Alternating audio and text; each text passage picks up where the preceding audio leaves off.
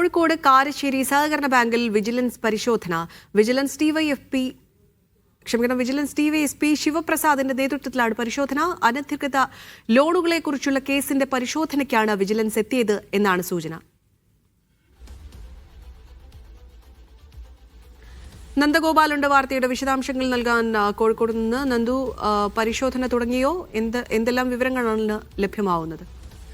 അല്പസമയം മുൻപാണ് ഇവിടെ പരിശോധന തുടങ്ങിയിട്ടുണ്ടായിരുന്നത്. വിജിലൻസിന്റെ നേതൃത്വത്തിലാണ് പരിശോധന നടക്കുന്നത്. പ്രധാനമായും ഇവിടെ ഉണ്ടായിരുന്ന ചെയർമാൻ അബ്ദുറഹ്മാൻ അനധികൃത ലോണുകൾ കൊടുത്തു എന്നുൾപ്പെടെയുള്ള പരാതികൾ ഉണ്ടായിരുന്നു. അതോടൊപ്പം തന്നെ ഈ പരാതി എഴുതി തള്ളി എന്നുൾപ്പെടെ ഈ ലോണുകൾ എഴുതി തള്ളി എന്നുൾപ്പെടെയാണ് പരാതി ഉയർന്നത്. ഈ പരാതിയുടെ അടിസ്ഥാനത്തിലാണ് ഇത്തരത്തിലൊരു പരിശോധന നിലവിൽ ഇപ്പോൾ നടക്കുന്നത്. പരിശോധന പുരോഗമിച്ചുകൊണ്ട് ഇരിക്കുകയാണ്. അതേസമയം ഈ അഡ്മിനിസ്ട്രേറ്റീവ് ഭരണമുള്ള ബാങ്കിൽ നേരത്തെ തന്നെ വലിയ പ്രശ്നങ്ങൾ ഉണ്ടായിട്ടുണ്ടായിരുന്നു. അതിന് ഭാഗമായി ഇന്നലെ തെരഞ്ഞെടുപ്പുമായി ബന്ധപ്പെട്ട കരട് വോട്ടർ പട്ടികയിൽ ഈ വോട്ടർ പട്ടികയുടെ ലിസ്റ്റ് കിട്ടിയില്ല എന്നുൾപ്പെടെ ആരോപിച്ചുകൊണ്ട് UDF-ഉം CPM-ഉം തമ്മിൽ തർക്കവും നിലനിന്നിട്ടുണ്ടായിരുന്നു.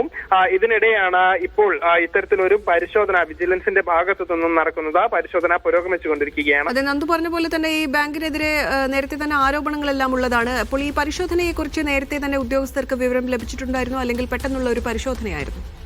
പെട്ടെന്നുള്ള ഒരു പരിശോധനയായിരുന്നു എന്നാണ് അറിയാൻ സാധിക്കുന്നത്. നേരത്തെ ഇതുമായി ബന്ധപ്പെട്ട വിവരങ്ങളൊന്നും തന്നെ ഉണ്ടായിരുന്നില്ല.